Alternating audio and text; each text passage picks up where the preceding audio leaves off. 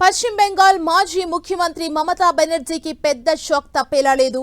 ఇప్పటికే ఎమ్మెల్యేల తిరుగుబాటుతో రాష్ట్ర స్థాయిలో చీలికలు రాగా, మరోవైపు ఢిల్లీ స్థాయిలో కూడా పార్టీని తమ చేతుల్లోకి తీసుకునేందుకు తృణమూల్ కాంగ్రెస్ ఎంపీలు ప్రయత్నాలు ప్రారంభించారు. దీంతో అసలు పార్టీ నిట్ట నిలువుగా చీలిపోవడం కాదు, అసలు పగ్గాలే మమత చేయి జారిపోయే పరిణామాలు చోటు చేసుకుంటున్నాయి.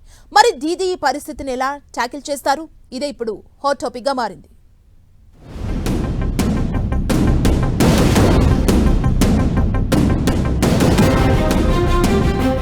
దీదీకి టెస్టింగ్ టైం. పార్టీ నిట్ట నిలువుగా చీలిపోయే ప్రమాదమే కాదు, పార్టీనే చేజారే పరిణామం.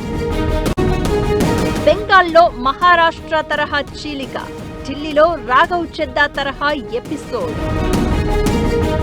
తృణమూల్ కాంగ్రెస్ అధినేత్రి మమతా బెనర్జీ ఢిల్లీలో ఇండీ బ్లాక్ సమావేశంలో బిజీగా ఉన్న సమయంలో పెద్ద పిడుగులాంటి సమాచారం పార్టీని షేక్ చేసింది.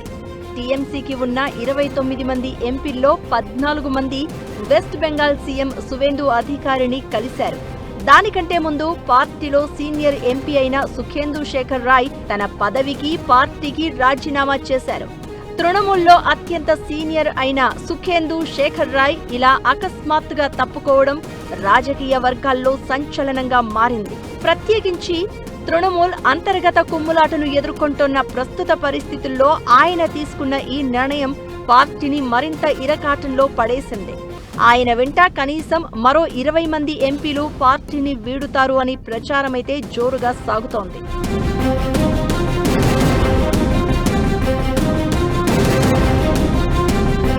దీంతో అసలు టీఎంసీనే తమదనే ఈ వర్గం స్పీకర్ ని కలుస్తారంటున్నారు. ఆల్రెడీ ఇప్పటికే 80 మంది ఎమ్మెల్యేలలో 60 మంది తమదే అసలైన పార్టీ. ఈ అభిషేక్ బెనర్జీని మా మీద రుద్దవద్దు అంటూ రాష్ట్రంలో కలకలం రేపుతున్న వేళ మమతా బెనర్జీ దీన్ని ఎలా ట్యాకిల్ చేస్తారో అనే ఆసక్తి కలిగిస్తోంది ఈ అంశం. మరోవైపు పశ్చిమ బెంగాల్లో తృణమూల్ కాంగ్రెస్ ఎమ్మెల్యేలకు సంబంధించిన సంతకాల ఫోర్జరీ ఆరోపణల కేసు దర్యాప్తు ముమ్మరమైంది. ఈ కేసులో సిఐడి దూకుడుగా వ్యవహరిస్తోంది. ఇప్పటి వరకు 13 మంది ఎమ్మెల్యేల వాంగ్మూలాలను నమోదు చేసింది. ఈ వ్యవహారంలో ఆ పార్టీ ప్రధాన కార్యదర్శి, లోక్సభ సభ్యుడు అభిషేక్ బెనర్జీ ఆరోపణలను ఎదుర్కొంటున్నారు. ఆయనకు సిఐడి తాజాగా నోటీసులు జారీ చేయడం ప్రాధాన్యతను సంతరించుకుంది.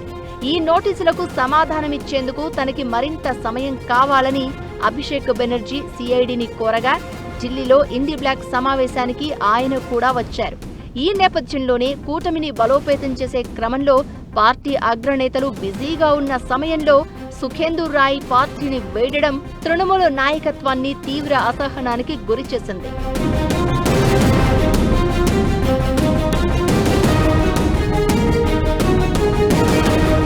ఎమ్మెల్యేల అసంతృప్తి తర్వాత ఎంపీల స్థాయిలో కూడా మమతా బెనర్జీకి దేశ రాజధాని వేదికగా ఎదురు దెబ్బ తగలడం పార్టీలో గందరగోళానికి దారితీస్తోంది.